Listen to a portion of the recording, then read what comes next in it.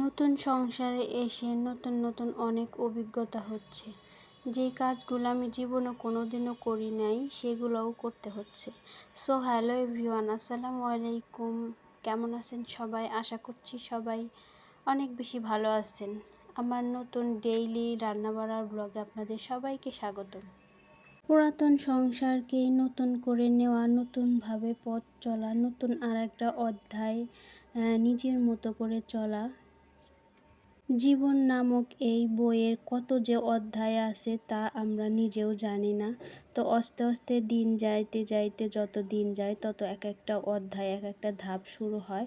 তো এই পর্যন্ত কতগুলা অধ্যায় যে পার করেছি, সামনে যে আর কতগুলা অধ্যায় আছে সেগুলা আমি নিজেই জানি না।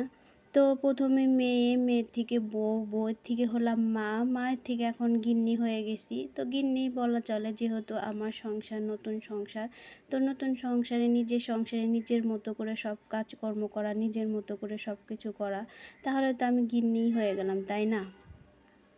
এই বইটিতে অনেকগুলো অধ্যায় আছে, যে অধ্যায়গুলো আমরা নিজেই জানি না। ধাপে ধাপে অধ্যায়গুলো আসে আর ধাপে ধাপে সেগুলো পূরণ করতে হয়। আসলে মানুষের জীবনটাই একটা বৈচিত্র্যময়, একবার এক এক সময় এক এক রূপ ধারণ করে। তো যাই হোক, নতুন সংসারে এসে জীবনে যেগুলা করি নাই কোনোদিনও, সেগুলাই করতে হচ্ছে। নতুন নতুন অভিজ্ঞতা হচ্ছে। তো বাজার থেকে জামাই এই তো পুঁইশাক হাতে এনে ধরিয়ে দিয়েছে, বলেছে যে চিংড়ি মাছ দিয়ে পুঁইশাক দিয়ে রান্না করার জন্য, একটু ঝোল ঝোল টাইপ করে। আর চিংড়ি মাছ তো সেই দিন বাজার থেকে আনছে, সেগুলা বাসায় ছিল ফ্রিজে।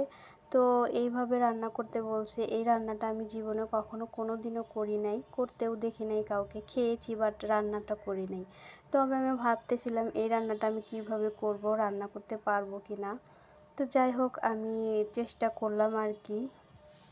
তো কোনোদিনও রান্না করি নাই, সেই হিসেবে রান্নাটা কিন্তু আসলে অনেক বেশি মজা হয়েছিল। তো জামাইয়ের ইচ্ছা ছিল যে পুঁইশাক দিয়ে চিংড়ি মাছ দিয়ে একটু ঝোল ঝোল করে খাবে। তার মা নাকি এভাবে খাওয়াইছে, খুব ভালো লাগে, মজা লাগে। তো আমাকে যখন বলল, আমি তো বুঝতেছিলাম না আসলে কিভাবে রান্না করব তার মায়ের মতো করে। তারপরেও চেষ্টা করলাম রান্না, পরে খেতে কিন্তু ভালোই লাগছিল। বলছিল যে তুমি না রান্না করতে পারো না, এই তো রান্না করতে পারছো, রান্না তো অনেক বেশি ভালোই হয়েছে, খারাপ তো হয় নাই। তো আমি চেষ্টা করছি আমার মতো করে। তবে তার খেয়ে ভালো লাগছে, এটাই আমার সার্থকতা। জীবনে রান্না করি নাই, তাতে কি হয়েছে? তাই বলে কি রান্না করতে পারবো না? তো যাই হোক, আমার মতো করেই আমি রান্না করলাম। তো পুঁইশাক দিয়ে চিংড়ি মাছটা রান্না শেষ হয়ে গেছে। এই পাশে আমি মাছটা ভেজে নিলাম, তারপরে তরকারিটা বসিয়ে দিব। তো আলু বেগুন দিয়ে আমি মাছের ঝোল করব। তো সেই জন্য আর কি যেই কড়াইতে মাছটা ভাজছিলাম ওই কড়াইতে আমি সবজিগুলো দিয়ে দিলাম। তো পরবর্তীতে কড়াইটা চেঞ্জ করে আমার কাছে ভালো লাগলো না, একটু বেশি ছড়ানো ভাজার কড়াই, এই জন্য আমি এই কড়াইতে চেঞ্জ করে দিলাম। এইখানে সব রকম মশলা দিয়ে ভালো করে কষিয়ে পরিমাণ মতো ঝোল দিয়ে দিয়েছি। তো তারপরে বলক চলে আসলে মাছ দিয়ে দিব।